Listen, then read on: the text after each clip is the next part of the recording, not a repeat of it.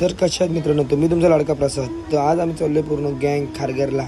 तर बोललो चला निघूया. लगेच जाऊन फाटाफट पकडले रिक्षाचा पण आनंद घेत मी पण बोललो चला निघूया पूर्ण प्रवासाला. उन्हाचा खचका काय. तर मला तर आज माहितीच नाही पटेलचा बड्डे. तर पटेलला बोललो हॅपी बड्डे. तर पटेल पण बोलतो थँक्यू व्हेरी मच. तर असं बोलतो गोरेगाव स्टेशनला.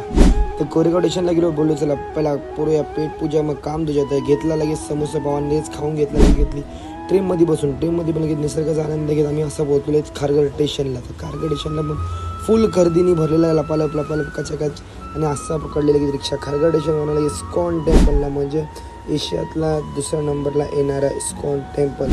तर असं बघून बघतोय काय रील्सपेक्षा समोरासमोर बघायला एक नंबर मंदिर वाटत होतं. त्यासाठी मग आम्ही लगेच बोललो तुला जाऊया फुल मस्त आहे की आतमध्ये कसं वाटतं बघूया. आतमध्ये बाई जाता बघतोय काय पावसाने केलेली आहे सुरुवात आणि क्लायमेट पण एक नंबर आणि गर्दी पण तुम्ही बघू शकता.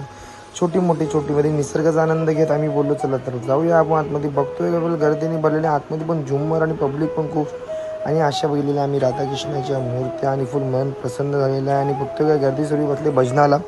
भजन करून आम्ही लगेच निघालो थोडा बाहेर आणि केला थोडा बाय बाय. बोलू चला भेटूया नंतर कधी. आता लगेच पोचलो दादर स्टेशनला. दादर स्टेशनला पण लपालप लुकलुप गर्दी फुल आणि लगेच पोचलो आम्ही घरी. तर माझा आजचा ब्लॉग कसा वाटला बाय बाय.